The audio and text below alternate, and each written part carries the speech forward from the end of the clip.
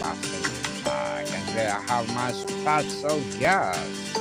He's a multifamily investor as well as creative finance specialist. None other than Mr. Christian Osgood. Hello, hello. Thanks for having me on. Welcome, Mr. Christian on Entrepreneurship 101. And can you please introduce more about yourself that I Yeah, absolutely. So I started out, I was a 9 to 5er. I worked for several companies, but for most of my career, I worked at the CoStar Group. They specialize in they own apartments.com, the CoStar data product, LuminNet.com. But essentially, they're like the database for commercial real estate. I hit a point after an 8-year career where I was like, I'm working with owners and brokers and all these people making money in real estate, and I'm only selling them data and information. I realized I was on the wrong end of the table. So many people who I would meet with and interview or train were all doing the thing that I wanted to do. So in 2020, I decided to buckle in and just learn, okay, so how do people get started in real estate? I bought a couple duplexes, realized that's a very slow way to grow. And the next deal I did was a seller financed 38 unit in Central Washington. Once I figured that out, within about 8-9 months from that point, I'd done 12plex, 10plex, 7plex, two sets of side by side duplexes. So 2 6-unit acquisitions with portfolios of duplexes. Since then, I've left Washington State and ended up in Dallas, Texas, where I've purchased an additional roughly 450 units down here over the last couple of years using the exact same strategies. Wow, thank you so much for sharing your knowledge and wisdom to the world, Mr. Christian. Thank you. And let's talk about you. So tell us, you grew up on a Dave Ramsey, a debt-free living, save cash, buy modesty, and there were most financial experts start, but you now own over 600 units and use that aggressively. Walk us through that moment you realized you had to break up with Dave's methodology to scale. Well, the big thing with Dave's methodology is it's basically, I mean, if you really narrow it down, it's like, hey, if you save more money, you'll have more money. If you don't go into debt, you'll have less stress. That's essentially the Dave theory. What I found is that means that I will be in my job for 40 years as a sales rep. There's a certain amount of like I did really well in my career. I mean, top year I made about $250,000. So I mean, I had a highly paid job, but I realized that got me to two duplexes. Like I saved my way to my house and two duplexes. It wasn't even close to financial freedom. I got right like on the Dave strategy, 8 years of hard work got me to a point where my two duplexes would cover the mortgage on my house.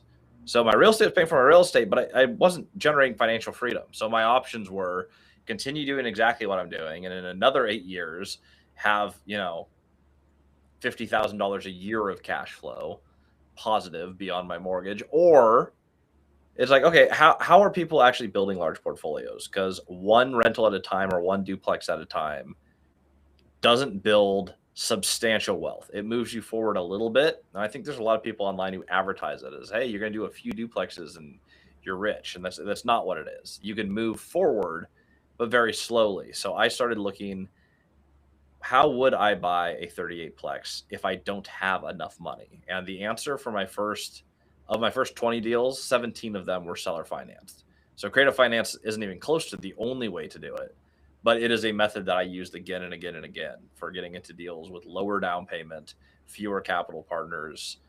So I would go through a lot of these deals with 0 to maybe 3 partners, starting with a model that I now follow for every deal, which is instead of what I think everyone looks at real estate at, which is I need the money first.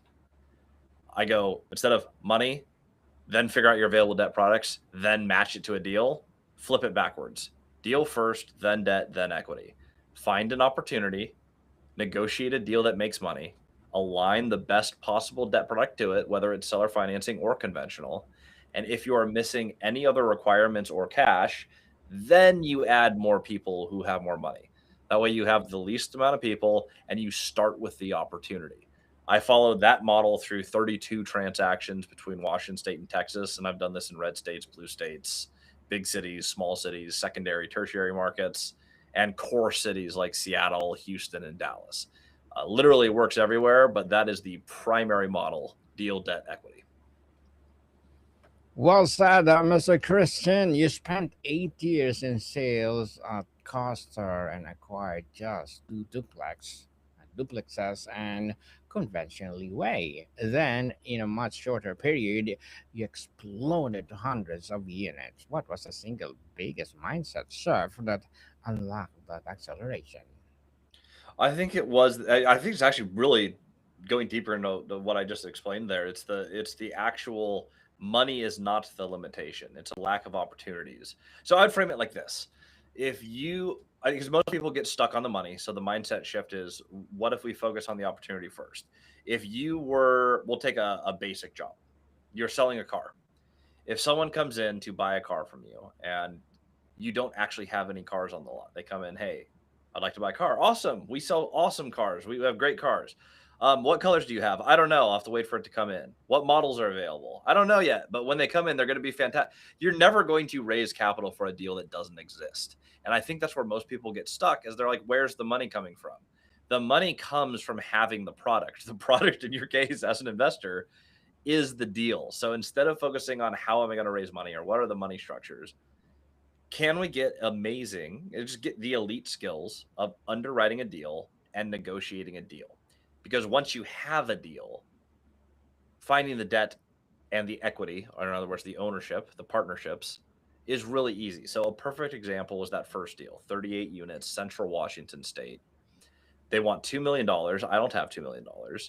It had some operational problems where it needed a lot of value add as far as the management structure. It needed to be leased up. Rents were really low.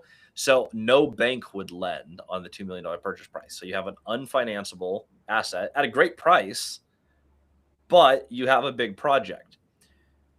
We negotiated 15% down. Seller financed 4% interest. So awesome interest a product on a 10-year note. So we got long-term fixed rate debt, low cost of debt, which allowed us to acquire a property at 15% down instead of 25 or 30% down. So with less down payment, now we have a deal that makes money. We have a way for it to make upside. It took 4 phone calls from someone who has never pitched capital ever in their life. I've never pitched a deal. 4 calls, 3 people said yes, put in $100,000. We close on the first deal. 2 weeks later, same thing. We come up with these 3 side-by-side duplexes. Seller says, I'll sell these. You need to come with 10% down, $90,000. I didn't have $90,000, and I just closed the other deal. So I have no money. I do have an opportunity, and I have a debt product. 90% of the money's already in. Find the one person who also wants to make money on a great deal and has $90,000. I found them over Starbucks. I was ordering in line, thinking about how I was going to raise the capital. I heard someone talking about real estate, paid for his coffee. We sat down. He's like, oh, dude, $90,000 is nothing. I'll fund that deal. 2 of us partner. I still own those today. But that was the mindset shift. Do not start with the money. It doesn't matter if you have money or not. What matters is, can you underwrite a deal? Interesting. So Christian, you've said a turning point was when your wife, a kindergarten teacher, broke her back on the playground during COVID. That's a Yes. visceral. That's a visceral and painful catalyst. How did that moment reframe your definition of financial freedom from the number of spreadsheets to something more urgent? The big thing where the thing holds back a lot of entrepreneurs, and this goes beyond, because I've run a property management company, an education company, I own a resort, so I've done lots of businesses, and this is uniform across absolutely any business, any industry. If you are a 9 to 5er and you are trying to earn your way through, it's, if you don't have a strong enough reason, it's really hard. It's a ton of work to go into any business. Real estate is not passive, especially not, if you're going to own hundreds of units. There's a ton of work that goes into this. And while it's lucrative, you have to have the right motivation. When I was starting, working a high paid job and Mm. buying a duplex every other year, I felt like I was moving forward fast enough. There was not enough pain to say, hey, we need to shift everything. When Mm. my wife broke her back and the school district was impossible to work with, and of course, this is during 2020, 2021, so Washington State still mostly shut down at this time. It's like, you know what? We're done depending on other people. That was the point where we're like, what would it look like to be financially free now to do our own thing? Like, what business model would allow us to stop teaching and go full time into our business? And so at that point, we just decided, you know what? Let's just pull the plug and go for it. And that's where we closed the 38plex, the 7plex, the 12plex, and the 6plex. It was within about 7-8 months of making that decision. All four of those first deals closed. And those deals all increased my cash flow. The first deal by $9,000 a month, which pretty much got me most of the way there. My goal is to get to $10,000 to $15,000 a month. Those next few deals, it took 11 total months to replace our 9 to 5 income with enough money. It was about half of the salary I was making, but enough money to pay all of our bills, cover all of our cost of living. So the actual freedom number for me at that time in 2020 was $10,000 a month. My next goal was, can I replace my current income, which at the time was closer to $20,000 a month. So over the next 2 years, we added another $10,000 a month of income to the cash flow, but we built a business in a 3-year time frame that was almost exactly 10 times what I built in an 8-year time frame. I mean, it all just came down to, is the reason you're doing this important enough to you? And my wife getting injured and wanting to retire my wife, that goal kept me focused through the entire thing. And it was really the only difference. Well said, Mr. Christian, and thank you for sharing that story to us.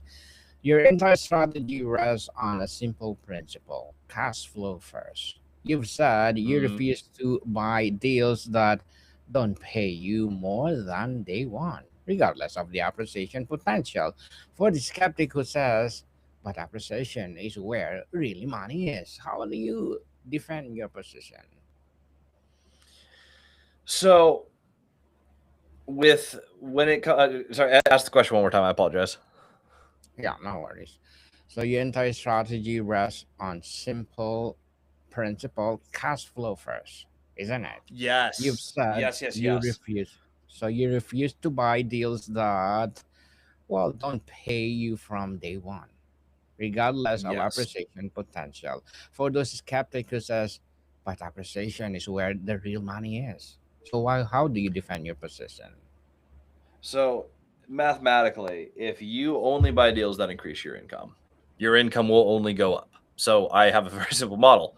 Hmm. Buy and hold real estate means I have to do both sides. I have to, Yes. one, acquire, which is what we've talked about to this point, and two, I have to hold. So I have to have a plan to never lose the building or not have to flip the building or sell the building to make a profit. I need to be able to hold it. If I could find a deal that pays me to hold it, I don't care what the market does. It can go up, it can go down because I'm getting paid to wait. The only thing that I know is that if I buy deals that have positive income on day one, and that is all I ever do, and I never sell them, my income goes up permanently. Now, of course, that gets accelerated through rent growth and economics. And as long as our government keeps printing money, which it will, there's other accelerators in there. But at an absolute baseline, in an up or down market, I am getting paid to wait. So while we make a ton of money, millions of dollars in appreciation holding this size portfolio, I get paid along the way. That model changed everything for me. I have watched so many people buy deals that are cash flow negative, hoping to hold them or improve them so they're worth more, but you're subject to your business plan being executed correctly, to market conditions participating with your game plan. Had I bought in 2020, it was like the back end of 2021 is when interest rates started spiking. If my only plan was to buy the properties and refinance them, the debt markets completely changed. Fortunately for me, I had long-term fixed rate debt. So the entire time I've just been getting paid to hold buildings that I love owning. If I did not do that, I would have no way to refinance them today. Or well, now I would, but in the original timeline, if I was relying on refinancing or selling in a 2 or 3 year period, right as interest rates are spiking, I would have gone bankrupt, which is very much what happened to Dave Ramsey. Too much short-term debt. So We flipped the model on its head. If you only buy income, your income will only go up.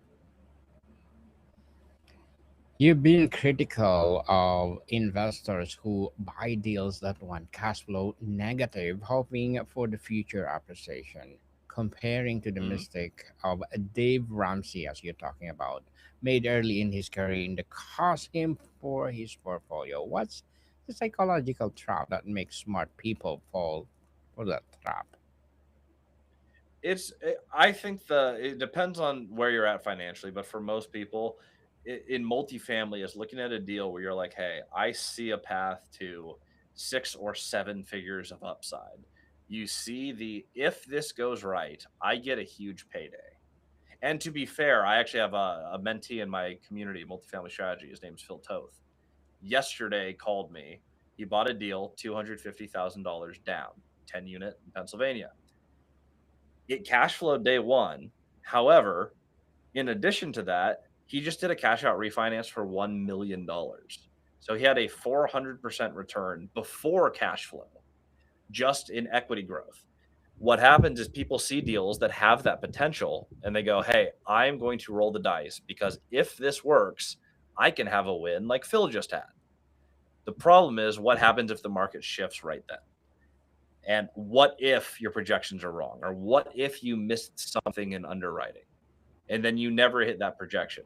If you start with cash flow, your worst case scenario is I'm getting paid to hold an asset. If you do it the other way and you're only investing for the future upside, your worst case scenario is you are writing a check every single month to hold that asset, hoping it goes up in value.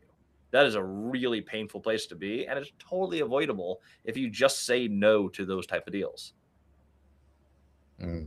Say no, people. Say no. You've said you avoid bank loans entirely on acquisition, using a seller financing and point venture instead, and only refinance into conventional debt after you added value.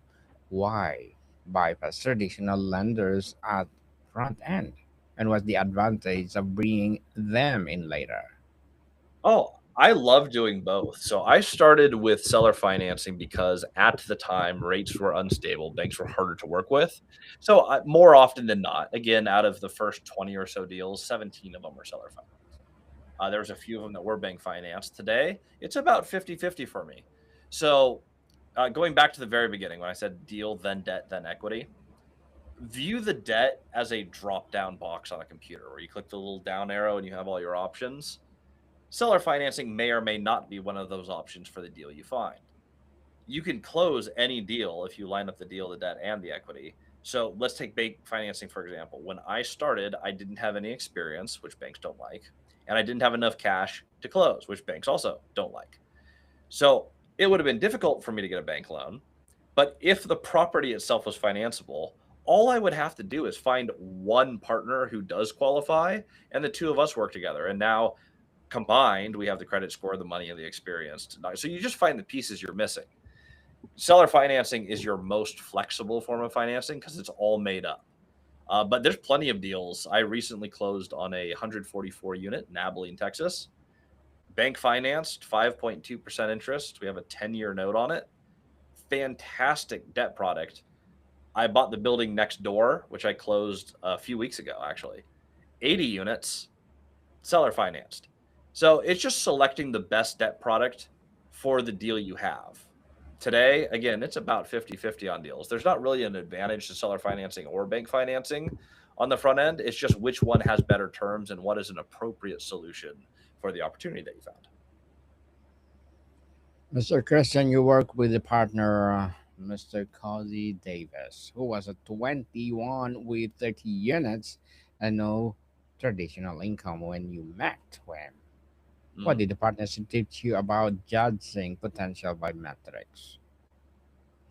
That was actually a really interesting partnership. Today, I officially have no partnerships with Cody, but it was a very successful partnership. So I look at 2 seasons of that and there's some metrics that work really well in partnership. With Cody, when we started, he had done multiple seller finance deals in my target market. At the time, he was 20 years old. So he started at the very end of 18 and then 19 years old, he was closing deals. I had the experience in like corporate. I also had the higher income when we started. He had no income other than his cash flow. I was a employed bankable individual who had worked for a real estate data company for years. I had the bandwidth to take out the project, 38 units. I had the bandwidth to take on that project with him. So we did the project together so that we can share tasks. And then as we grew, I added a lot of organization. We started a property management company, which I successfully sold in 2024. But that partnership worked fantastically because we had two people with a set goal and we worked together until we accomplished that goal. And when I had enough cash flow to retire my wife and he had enough cash flow in his case to retire his mother, the two of us, he moved to Tennessee, I moved to Texas, he moved back to Washington, went our separate ways, traded around pieces. Extremely successful partnership. One of my best friends today, but that was a partnership that lasted about 4 years and got each of us to over 100 rentals. Then we adjusted the pieces and moved from there. Well, congratulations for that partnership.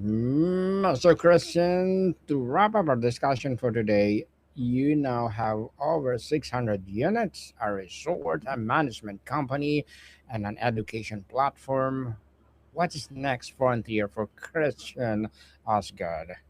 Are you still acquiring or is it focusing Oh, shifting? yes. We are still acquiring. So far, we've acquired 80 units this year. That 144 I closed on the last day of 2025. So I actually closed that fairly recently as well. We're always acquiring. Huge part of my strategy is you don't have to worry about market cycles. If you're always buying, you're auto adjusting. It's like dollar cost averaging with stocks. I'm always acquiring. The biggest focus for me is multifamily strategy right now. Our community, we've had over 1,000 students come through, and we've had some amazing deals happen, especially in the last few months. So a lot of our systems are pretty much built for managing buildings and acquiring. I do 3 to 4 large transactions every single year, and that's just something that we do relatively passively now. Like I've established myself as a buyer, I have the relationships. Real estate purchasing, the acquisition is pretty easy, but will always be happening. The big focus for me is building the community, multifamily strategy. Our school community has about 3,000 members. We've mentored over 1,000 over the last 5 years. Watching the success in that group and other people hit financial freedom, or in Phil's case, having that call this week where he's like, hey, I joined a year ago. Today, I'm retiring my wife. She's leaving her job. That is the most exciting thing that I get to do, and I love being a part of it. So that is my primary focus, is building not an education platform, but an actual hands-on mentorship so people can do the thing that I am actively doing alongside. Yes, and thank you for doing that, Mr. Christian. And thank you for empowering other people to be, well, like you.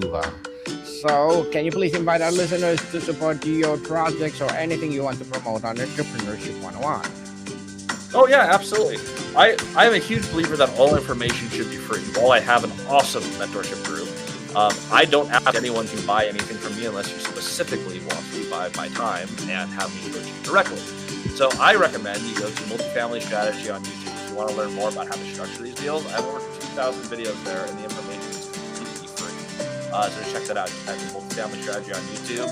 Select any video. There's thousands of videos going through how to structure deals, get creative, and otherwise buy more real estate than the amount of money that you bring.